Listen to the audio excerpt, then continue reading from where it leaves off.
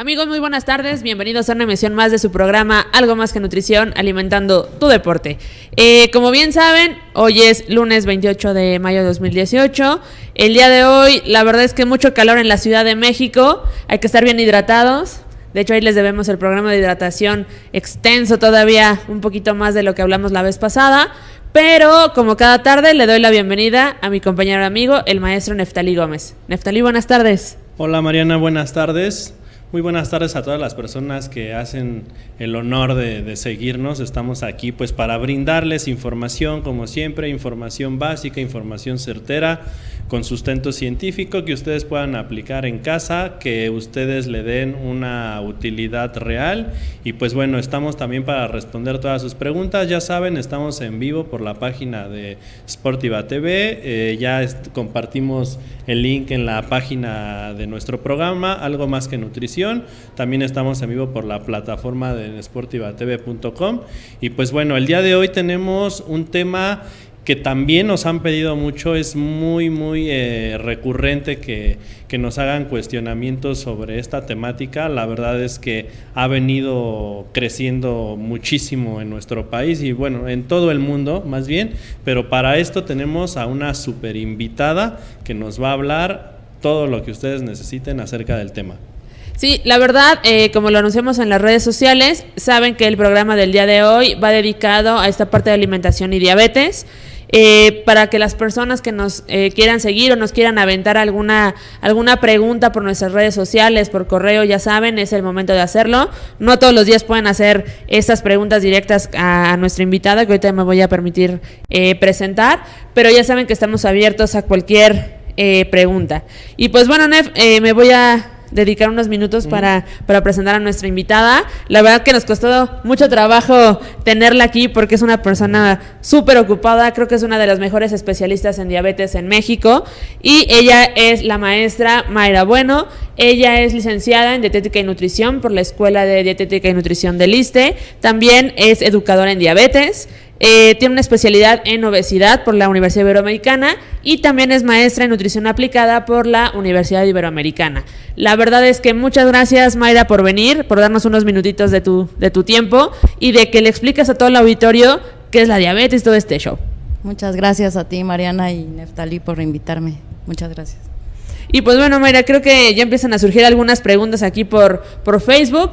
La primera que te queremos decir, ¿qué es la diabetes? Porque tenemos como mucha controversia a veces, las personas se les dificulta entender, creen que diabetes está asociado a la muerte, a lo más fatídico que te puede pasar en la vida, pero en sí, ¿qué sería la diabetes? Mira, la diabetes es un padecimiento crónico. Esto quiere decir que no es curable una vez que se presenta. No, hasta el momento no hay una cura del padecimiento, sin embargo, es 100% controlable. Es una enfermedad que va progresando y que se caracteriza por tener niveles altos de glucosa en sangre, ¿no?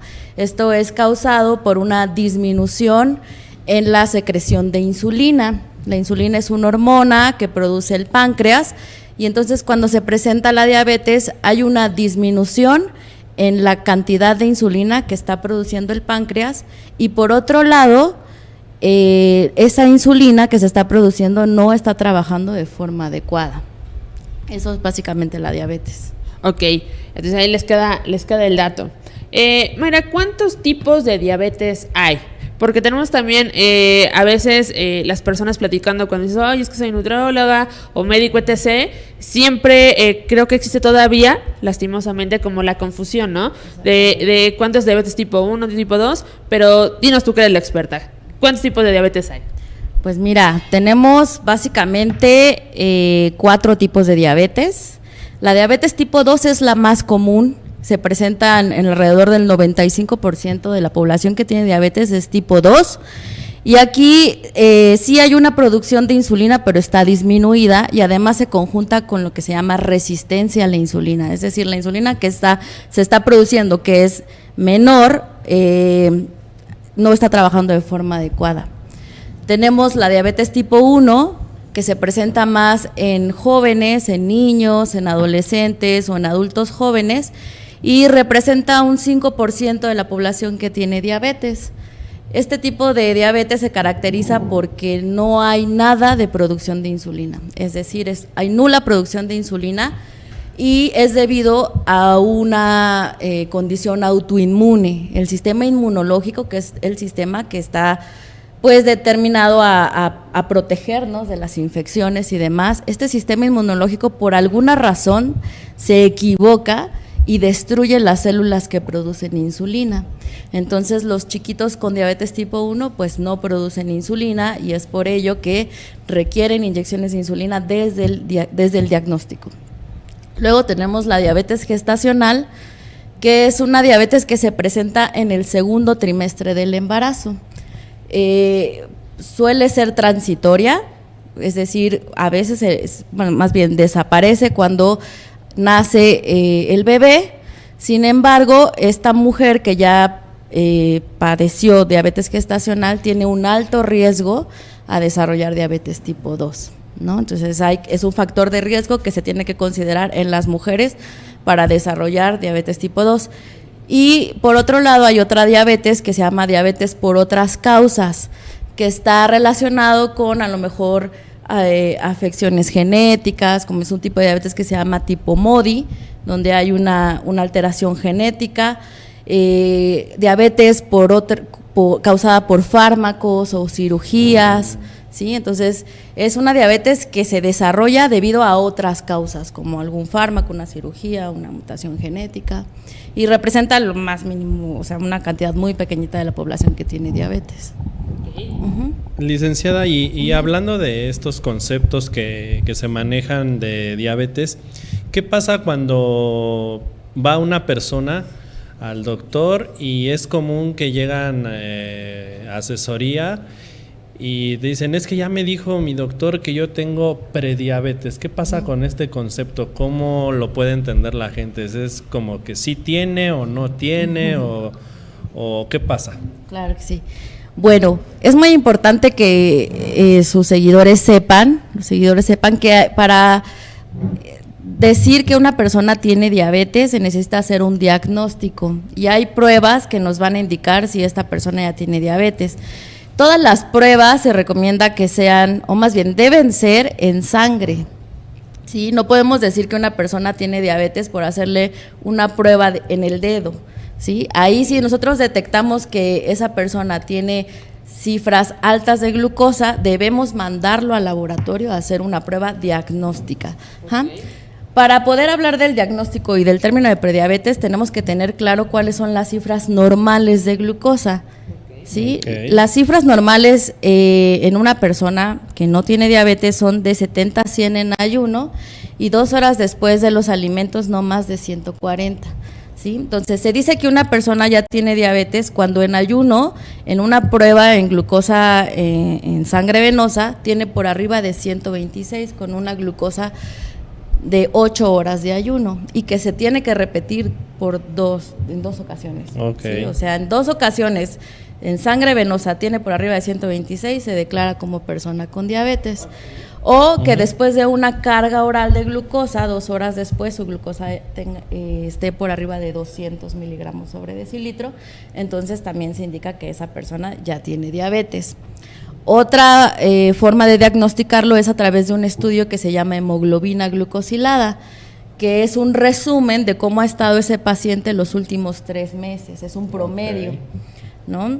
Entonces, la hemoglobina glucosilada por arriba de 6.5%, porque así se mide esta prueba en porcentaje, ya nos indica diabetes, ¿sí? Entonces, tenemos que si las cifras normales en ayuno es de 70 a 100 y el diagnóstico es de 126, ¿qué pasa con las personas que están en el Inter? Okay. Esas personas se considera que están en una fase previa al desarrollar diabetes que se llama prediabetes. Todavía no tienen el diagnóstico como tal, pero no están dentro de las cifras normales, entonces están en una situación inter, ¿no? ¿En ese inter es reversible aún o ya tampoco? Pues ya, digamos que esa persona que empieza a tener alteraciones de glucosa probablemente ha perdido algunas células beta, Okay. ¿no? Y tiene resistencia a la insulina, entonces es controlable. Quiere decir que podemos mantener a una persona que ya está con alteraciones de glucosa en ayuno o con alteraciones de glucosa post comida, controlada, sin que desarrolle la enfermedad. Okay. ¿Sí? Perfecto. Pero puedes mantenerse en ese estadio por muchos años y prácticamente no desarrollarlas, y con el estilo de vida, con a lo mejor con ayuda de algún fármaco, pues esa persona se puede mantener. Oye, Mayra, ¿y si puede dar diabetes por un susto?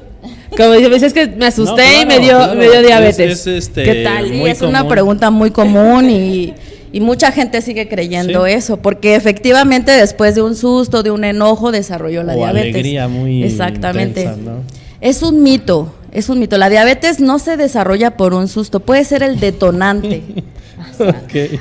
¿A qué nos referimos? La diabetes, como bien les decía, es una enfermedad progresiva que va avanzando, y para que se desarrolle debe de haber pues un factor genético.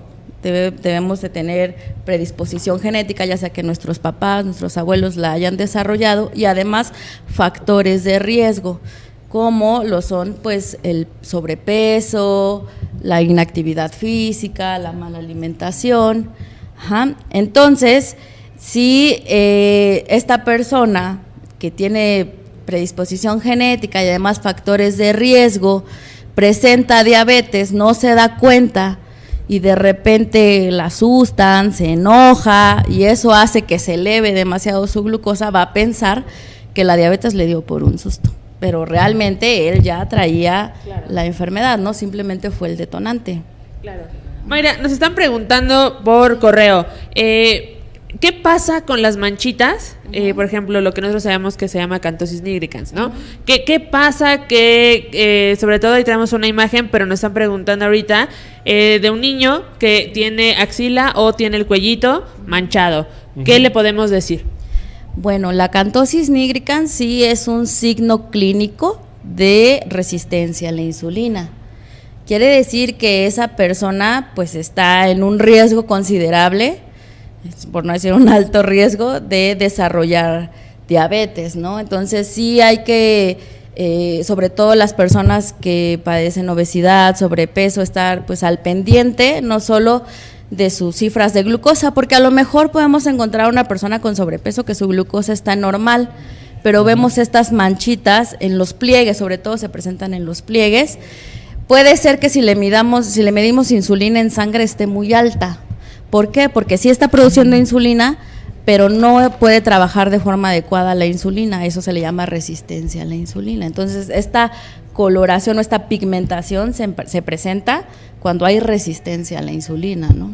Okay. Al igual nos están preguntando, ¿cuáles serían los síntomas clave para que una persona pueda desarrollar diabetes? Bueno, los síntomas se presentan cuando ya hay diabetes, ¿sí? No hay síntomas que nos adviertan de que se puede presentar la diabetes. Eso es algo que tenemos que tener en cuenta, y es por eso que mucha gente pasa desapercibida la diabetes, ¿no? Porque no hay síntomas que me indiquen, ay, ya pronto voy a desarrollar diabetes, ¿no? Entonces, los síntomas se presentan cuando ya existe el padecimiento y se conocen como las 4 P's. Polifagia, que significa mucha hambre.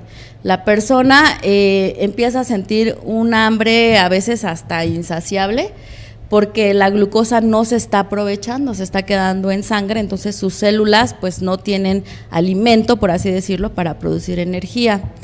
Eso se le llama polifagia. Luego tenemos la poliuria, que significa mucha orina. Constantemente están yendo al baño, se paran 2-3 veces en la noche a ir al baño, en el día. Tenemos la polidipsia, que es mucha sed constante, que no tiene nada que ver con el clima, que no tiene nada que ver con el ejercicio, o se puede agravar con el clima o con el ejercicio, pero es una sed que aunque yo tome agua, a veces no sacia, ¿no? la sed. Entonces ya dije polifagia, poliuria, polidipsia. Y me falta una que se me está yendo. Polifagia, poliuria, polidipsia y pérdida de peso. Pérdida de peso es muy importante, debido a que no hay glucosa que se pueda utilizar como fuente de energía. Entonces, pues tenemos otra fuente de energía que es la grasa corporal. Entonces el cuerpo empieza a degradar grasa corporal para obtener energía y eso hace que el paciente pierda peso. ¿Sí? Entonces puede estar comiendo mucho y perdiendo peso, no se explica por qué. Claro. Entonces ahí, ojo con esos síntomas, nos pueden estar diciendo que ya tiene diabetes o que si ya sabe que tiene diabetes está en descontrol. Y esta resequedad que continuamente están diciendo que tienen en los labios, la boca, ¿es parte de lo mismo? Sí, también el prurito es un signo que se presenta en la diabetes, una resequedad en la piel que nos puede indicar que hay niveles de glucosa alto. Ok. Y por ahí tenemos algunas preguntas, Mariana. Sí. Creo que nos llegó al correo una que tiene que ver con diabetes gestacional. Sí es importante decirles porque a lo mejor ahorita nos decía, ¿no? Es que está embarazada y empieza a tener algo de manchitas o yo qué sé. ¿Cómo es un buen diagnóstico o qué tiene que cuidar nuestra amiga que está embarazada para ser como precavido en esta parte de diabetes gestacional? Sí, es muy importante que todas las embarazadas se hagan una curva de glucosa oral a partir del segundo trimestre de embarazo, ¿sí? Se las debe de mandar su ginecólogo. Y aquí si ya tenemos cifras por arriba de lo normal,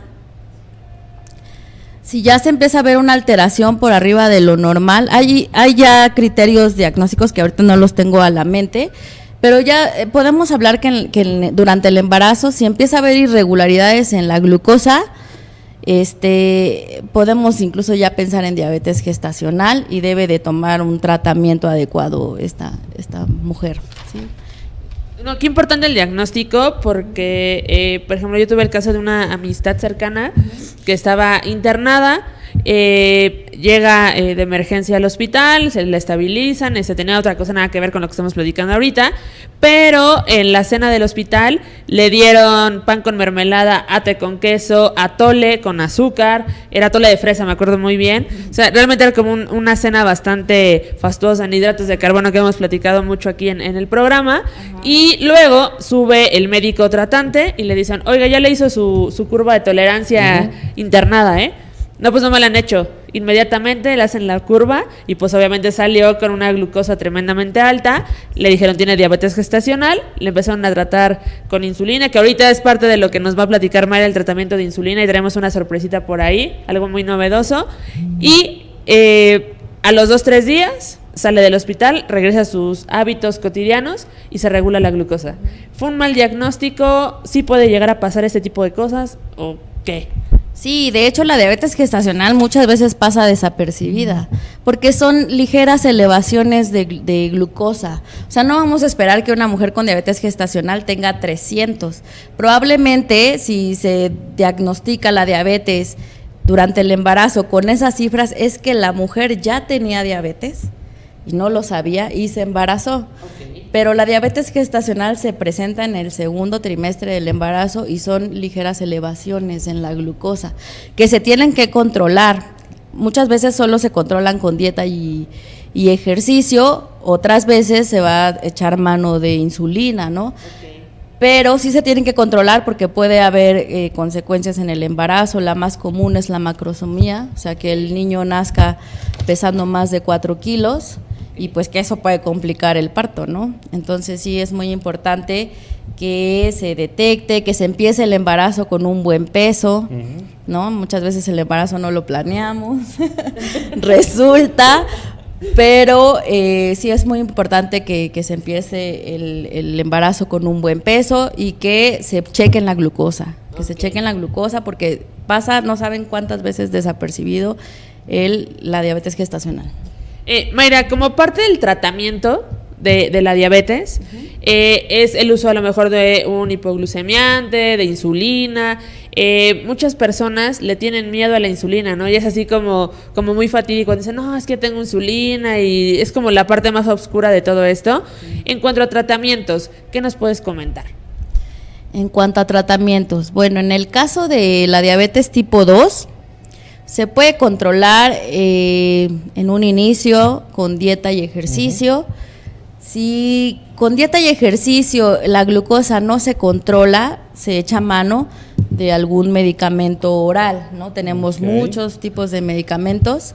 Y si a dosis máximas con dieta y ejercicio, acuérdense que es una enfermedad progresiva, va avanzando, o sea, a lo mejor al diagnóstico hay un 50% de las células que producen insulina, pero conforme va pasando el tiempo, estas células se van perdiendo, hasta llegar a un momento donde se tiene que sustituir, ¿no?, por aplicaciones de insulina.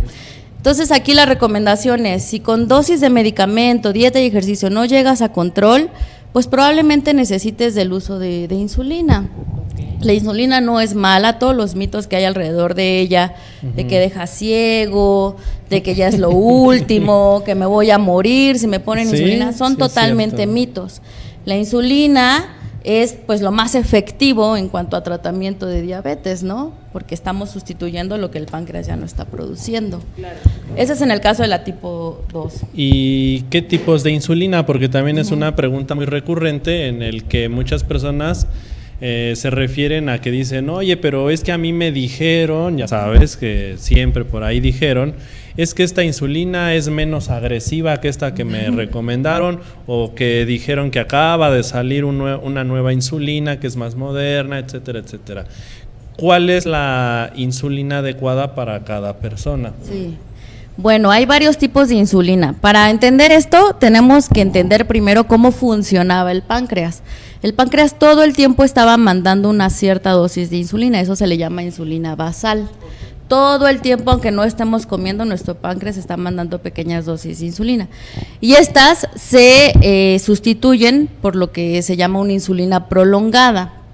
Hay de varias marcas, de varios laboratorios, pero bueno, ahora las que más se recomiendan son los análogos de insulina prolongada, ¿no? Que es una insulina planita, que no nos va a hacer pico, y hay unas que ya incluso disminuye el riesgo de que haga bajas de azúcar, hipoglucemias, ¿no? Entonces esa es la insulina prolongada.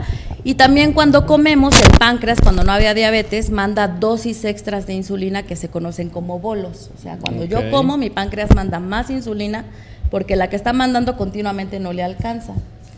Entonces, estos bolos se sustituyen por la insulina rápida.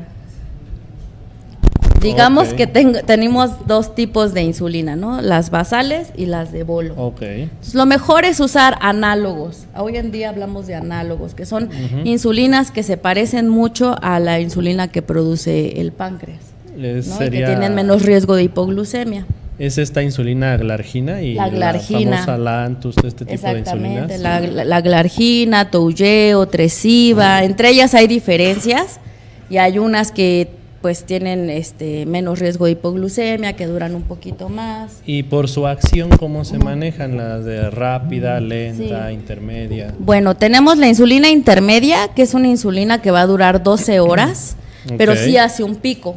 O sea, quiere decir que cuando yo la pongo, como a las 6 horas está haciendo su pico máximo de acción, y debe de coincidir con una comida. Y la insulina prolongada, la Lantus, Tresiba o alguna de estas, no hace pico, es un solo piquete y trabaja de forma plana. Con la insulina intermedia el paciente tiene que usar dos al día, y con la insulina prolongada una al día. Una sola vez. Y las insulinas rápidas, pues ahora ya se usan más los análogos, ¿no? Que yo la pongo, a la hora me hace el pico, que coincide con mi tiempo de comida, y a las 2-3 horas acabó el efecto. Pues ahí está toda la variedad, sí. Mariana. De hecho, creo que es importante decirle a la gente que nos está viendo y la que nos verá en retransmisión por nuestro canal de YouTube, ya acuerdan, de Sportiva TV, entonces es muy importante saber qué tipo de insulina va a utilizar el paciente y adaptarla a los tiempos de comida. Exactamente. Así es. El éxito en el tratamiento de la diabetes no es la insulina ni es el medicamento, es la educación en diabetes, ¿sí? Y dentro de la educación en diabetes entra que el paciente conozca cómo trabaja su medicamento o su insulina y en base a eso tome decisiones, ¿sí? Entonces es muy importante, el tratamiento de la diabetes es, digamos, un todo, ¿no? Un conjunto: alimentación, actividad física, tratamiento, monitoreo de glucosa, se tiene que estar checando el paciente frecuentemente, y educación en diabetes. Entonces, sí tiene que conocer efectivamente cómo trabaja no solo la insulina, sino su padecimiento, para que pueda tomar buenas decisiones. Uh-huh. La importancia, volvemos nuevamente a lo que hemos dicho muchas veces en este programa: equipo multidisciplinario. Acérquense a los especialistas, ellos son los que les van a dar las mejores respuestas. Y Mayra, ya sé que nos traías el regalito, porque la verdad es que nos va a enseñar una bomba de infusión de insulina, que es así como uno de los tratamientos como más pues avanzados, innovadores en lo que a cuanto a insulina se refiere. De hecho, no sé cuánto tiempo tengan realmente ahorita en México. Ahorita nos vas a enseñar, porque nosotros estábamos maravillados ahorita, ¿no? Pensábamos que se abría el paciente y se le metía, y claro que no, creo que es lo más sencillo del mundo. Entonces, no sé si quieres empezar como a explicarnos qué es una bomba de infusión de insulina. Sí, claro que sí. La bomba de insulina, aquí tengo una, es un dispositivo médico del tamaño, ya vieron, como de un beeper, sí, como de un radiolocalizador, que lo que va a hacer es estar administrando continuamente insulina al paciente a través de un catéter, que es este. Entonces, tiene un reservorio donde se coloca la insulina que el paciente requiere por 3 días, ¿sí?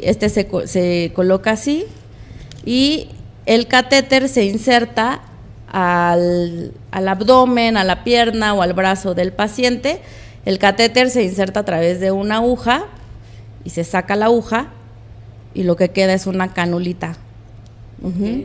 Entonces, la bomba se configura con las dosis de cada paciente, se personaliza, y el paciente lo que sí tiene que hacer es checar su glucosa cada que va a comer. Checa su glucosa en sangre, mete el dato de lo que tiene, y la bomba le va a calcular cuánto necesita de insulina por lo que va a comer y por lo que tiene de glucosa. Entonces, la bomba de insulina es más usada en los pacientes tipo 1, pero también se puede usar en pacientes tipo 2 que ya estén con terapia con insulina.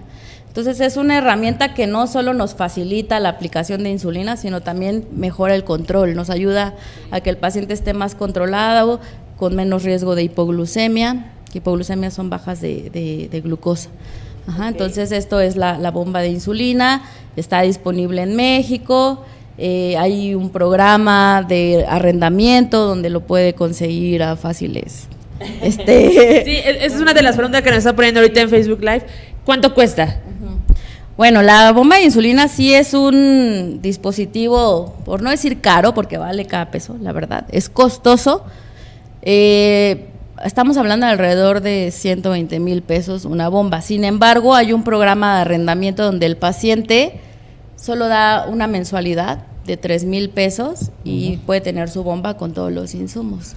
Entonces, sí, hay facilidades para que las puedan. Bueno, es que también hay que echarle números, porque a lo mejor decimos ahorita 3,000 pesos, pero si cuentas las jeringas, el alcohol, las insulinas, etc., pues la verdad yo creo que va como muy a la par de lo que gastaría un paciente con diabetes, ¿no? Al mes, en insulina tradicional, digamos, con piquetito y todo. Puede ser que sea un poco más costoso, sin embargo, como les decía, vale la pena. O sea, ya si estamos hablando de un paciente que usa 3 dosis de insulina al día y aún así no se controla, la verdad es que es candidato ideal para usar bomba de insulina. ¿La bomba la pueden adquirir en algún lugar en específico? ¿Tienen que comunicarse a algún lugar o cómo es? Sí, aquí en México solo hay una compañía que hace, bueno, que distribuye bombas de insulina. En el mundo hay otras, pero en México disponible solo está Medtronic, ¿no? Entonces, si ustedes están interesados en la bomba, se pueden meter a la página de Medtronic, que es medtronicdiabeteslatino.com, y ahí vienen los números, viene información, testimonios y demás para que conozcan más sobre la bomba. Ok, entonces pues lo saben, si gustan igual nos escriben a redes sociales, nosotros les pasamos la información, porque a veces entre que nos están escuchando, viendo, claro, etc., no le cachan bien la página, pero nosotros se las colocamos en las redes sociales. Mayra, nos hacen preguntas acerca de la comida, por ejemplo, ¿no? si es bueno comer fruta o no es bueno comer fruta, porque hay muchas preguntas así de, oye, es que mi médico me dijo que el plátano no, es que mi médico me dijo que solo peras, es que me dijo que mejor el plátano pero amarillo, o dominico no. ¿Qué onda con la fruta? Bueno, también sobre la alimentación hay un montón de mitos.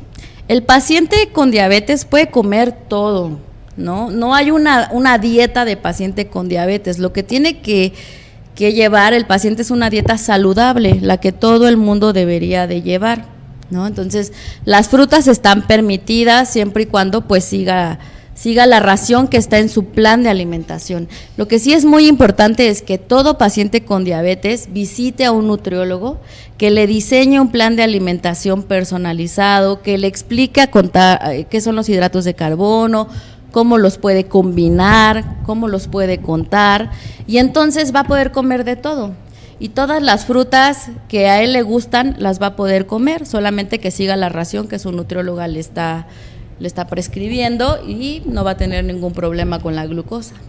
Licenciada, y tú como experta, entonces la sugerencia sería que vean directamente pues a un profesional que tenga esta especialidad en diabetes, porque lo que siempre reportan las personas que nos están viendo comúnmente pues es que quien lo hace es el médico, no es el doctor. Y lo que siempre hemos pues platicado y estamos en pro en esta mesa, Mariana y yo, es el trabajo del equipo pues multidisciplinario, interdisciplinario, en el que una sola persona pues también es imposible que lo sepa todo, hay que decirlo. Hay que apoyarse en las personas que pues se subespecializaron además, pero la verdad es que sí es como muy común que lleguen personas a consulta, asesoría y digan, es que mi médico me dijo, y como es el médico, a veces es la persona que más le creen. Claro, ¿Qué podrías decirle a estas personas que nos están viendo que dicen, es que yo fui con mi médico general, pues al que tengo acceso o al que tengo oportunidad de ir, y me dijo esto, y se casan con esas ideas? Claro, no quiere decir que el médico no sepa, pero no, pues no es su rama, ¿no? Entonces puede haber muchos detalles que pueden confundir al paciente y que no se explican con detalle, ¿no? Yo no creo que algún médico esté dispuesto a hablar de cocina, a hablar de combinación de alimentos, a hablar de qué voy a hacer si como en la calle, o sea, son varios tips que solo un especialista en nutrición te puede dar y que te puede diseñar un plan de alimentación de acuerdo a tus gustos, a tus preferencias, a tu cultura, a tus tiempos, ¿no? Porque no es sacar una dieta del cajón y mire señora, siga esta dieta.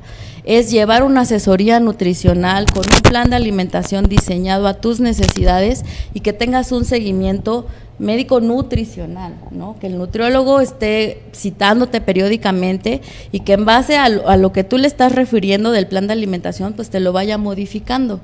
Entonces sí es muy importante que todos visiten a un nutriólogo, los pacientes con diabetes, para que aprendan a comer. De hecho, ahorita nos llega una pregunta por Facebook Live. Nos preguntan si es posible que un paciente bien controlado, tanto la alimentación, ejercicio, sus niveles de glucosa, etc., pueda dejar el medicamento. A veces puede ser. Nos metimos en complicaciones. Sí, porque esto es más una rama médica, ¿no? Pero puede ser que si es un paciente de recién diagnóstico o que tiene pocos años de evolución, sí, con dieta y ejercicio, bajando de peso, se empiezan a controlar sus niveles de glucosa y entonces le empiezan a disminuir el medicamento, ¿sí? A lo mejor va a ser difícil que deje totalmente el medicamento para siempre, porque regreso a lo que dije desde un inicio, es una enfermedad progresiva. Va avanzando donde van disminuyendo cada vez la capacidad del páncreas de producir insulina y se tiene que ayudar con medicamentos. Entonces a lo mejor en un inicio empezamos con una dosis, el paciente empieza a bajar de peso, se empieza a disminuir la resistencia a la insulina y sí, van disminuyendo el medicamento. Hay pacientes que se llegan a controlar solamente con dieta y ejercicio, pero sí tener muy en cuenta que esto no va a ser por siempre, porque es una enfermedad progresiva.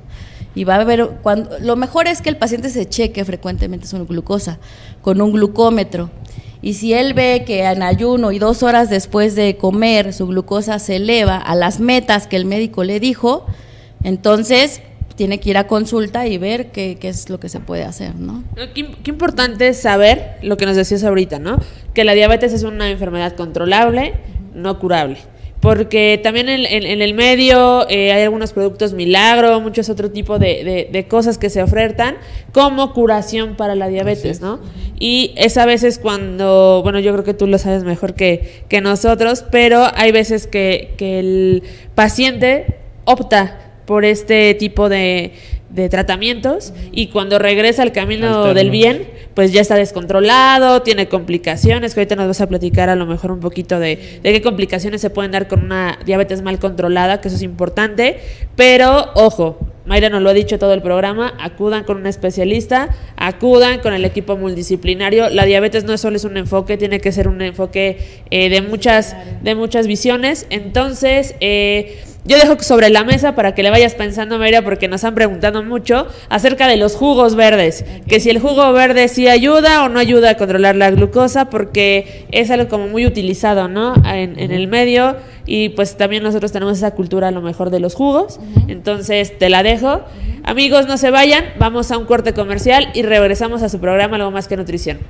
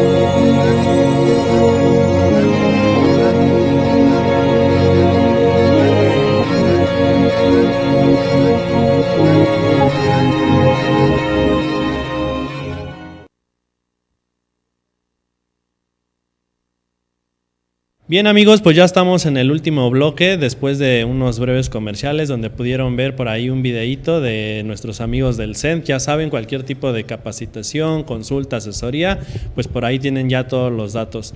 Pero bien, vamos a continuar con el tema que dejó Mariana sobre la mesa, muy interesante. Nos han estado preguntando muchas cosas, creo que hay mucha inquietud acerca del tema del día de hoy. ¿Por qué? Porque la prevalencia de esta condición en México es alta y sigue creciendo, ¿no?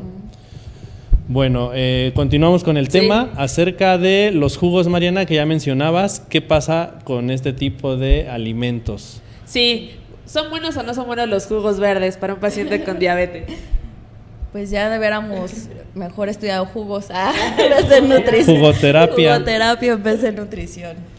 Pues no es que sean malos, pero no es la solución, ¿sabes? O sea, ya hablamos de que la diabetes es una enfermedad compleja, ¿sí? Que requiere un tratamiento completo, ¿no? Que es medicamento, una dieta saludable, ejercicio.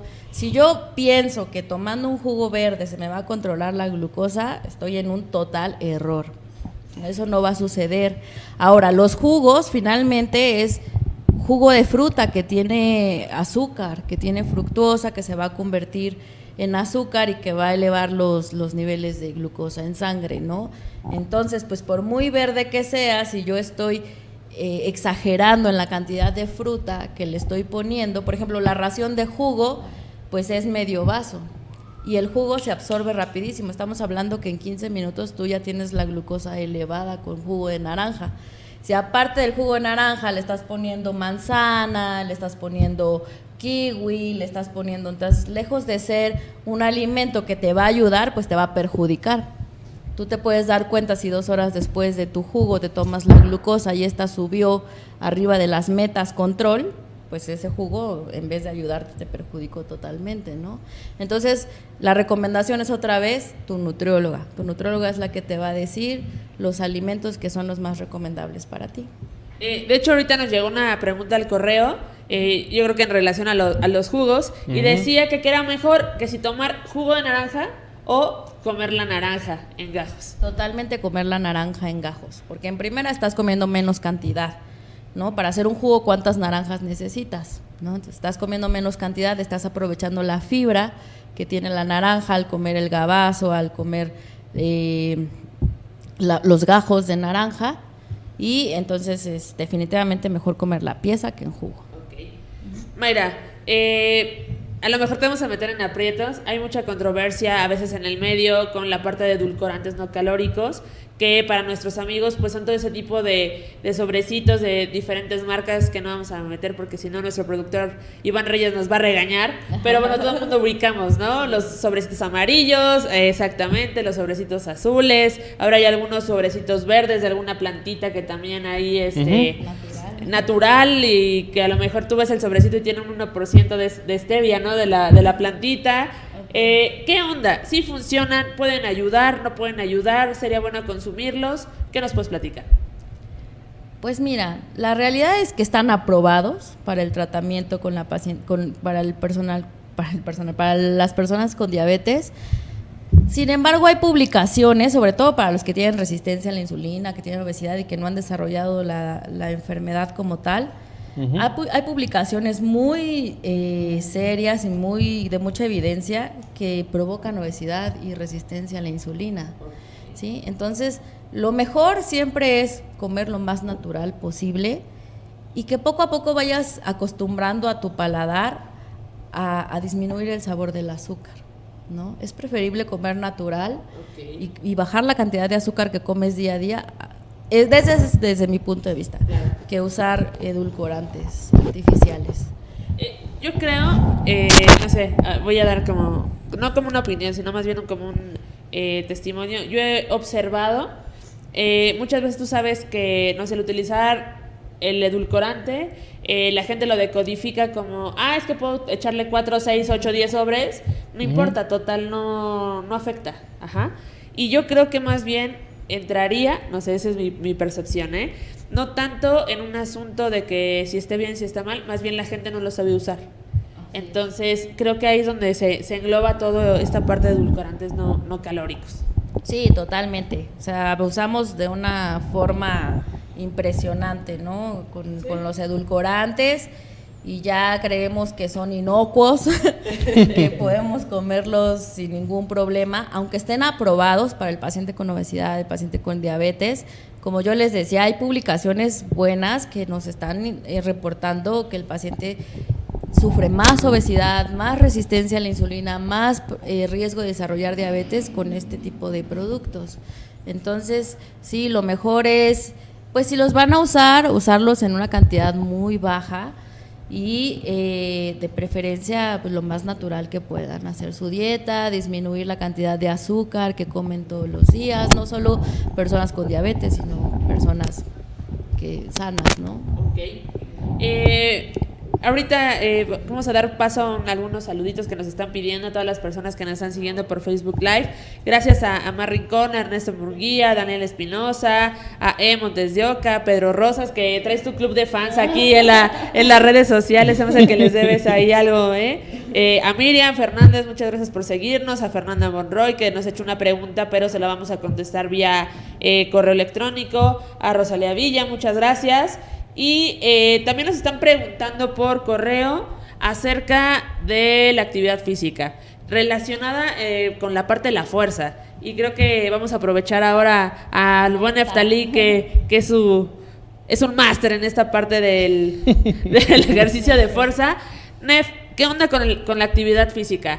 ¿Qué le podemos recomendar a las personas que van a iniciar, que son personas con diabetes, para que tengan cuidado en la parte de ejercicio? Mira, es un tema, como ya ustedes bien lo decían, bastante complejo, bastante multidisciplinario, donde dar una simple opinión al aire puede ser irresponsable de mi parte. Lo que sí puedo decir es que, como siempre, tanto la actividad física, el ejercicio y el deporte, bien dosificados, hechos a la medida de cada persona, pues siempre van a traer buenas consecuencias a la salud de cada uno de ustedes. La verdad es que si una persona que tiene una condición con diabetes ya está diagnosticado, no se ha cuidado y de repente se le indica, no, pues es que usted tiene que hacer ejercicio porque eso le va a ayudar. Y entran a alguna clase en el gimnasio, entran a alguna actividad por ahí en el deportivo o en el club. ¿Y qué pasa? Lejos de que se sientan mejor, se sienten peor porque las intensidades, los volúmenes que se manejan en el entrenamiento son demasiado elevados, el gasto calórico no está acorde con ese desgaste y lo que les pasa es que se van a estar mareando todo el día, van a tener unas hipoglucemias todavía mayores, se van a sentir mal, en pocas palabras, y pues lo que siempre les digo, no les va a funcionar, no les va a servir, no les va a dar beneficios el ejercicio mal dosificado, mal planeado, mal estructurado.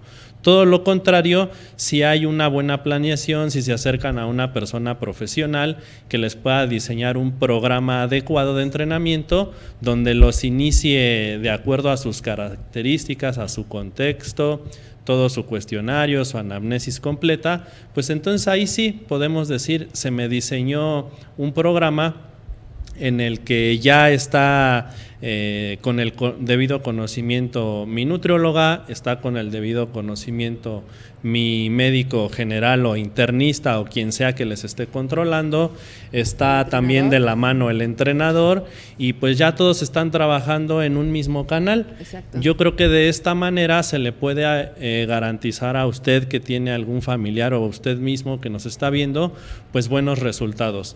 Lo que sí puedo decir como en cifras es que el entrenamiento de fuerza todo el entrenamiento, pero el entrenamiento de fuerza puede traer grandes beneficios a personas con diabetes, porque lo mencionaban en un inicio las dos, que hay una pérdida de masa muscular debido a esta falta de glucosa, esas mareas de glucosa que tienen las personas en sangre, y pues el cuerpo tiene que alimentarse, hay un metabolismo basal que satisfacer, y de dónde se alimentan muchas veces, pues de la grasa, de las proteínas, va viendo este famoso término de sarcopenia en el que hay una pérdida de la masa muscular. Y es donde vemos y dicen, caray, pero ¿qué te pasó? Y popularmente, como se dice, te dio la diabólica, ¿no? Como se menciona, es hasta a veces gracioso escucharlo, pero pues de gracioso no tiene nada, porque ya es una persona que ya se llevó varios gramos, incluso kilogramos de proteínas musculares y que su metabolismo cada vez se va viendo más disminuido, más afectado, y por el contrario, pues esto no le va a convenir. Si realizamos un buen programa de entrenamiento de fuerza, vamos a lograr que esa sarcopenia disminuya, incluso se frene, y lo ideal y bueno sería incluso ganar masa muscular. Ya lo mencionaba yo por ahí en algún otro programa, Mariana, la importancia de ganar gramos de masa muscular en el paciente con diabetes.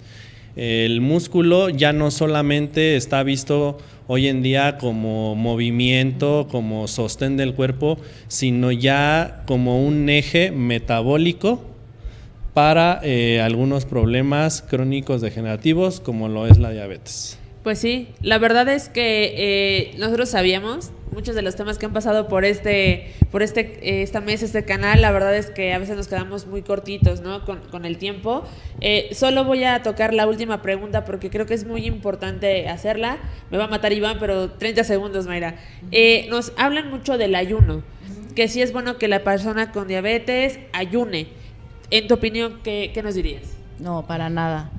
Para nada, al contrario, el ayuno puede provocar un descontrol de la glucosa, puede provocar que el paciente tenga hipoglucemias, que incluso también hiperglucemias causadas por ayuno. En el caso de los pacientes tipo 1, pues ellos están usando insulina, o los pacientes tipo 2, cualquier paciente con diabetes que esté usando insulina, y ayuna, tiene mayor riesgo de desarrollar hipoglucemias, ¿no? Entonces, lo ideal es que hagan sus 3 tiempos de comida principal y si así su nutrióloga lo considera, colaciones, ¿no? Entonces, no, ahí está, no. ahí está el dato. Entonces, no nos queda más que despedirnos. Muchas gracias por seguirnos. Los dejamos nuestros medios de contacto. Igual, si quieren ahorita los datos, ahorita Mayra nos hace favor de dejarlos.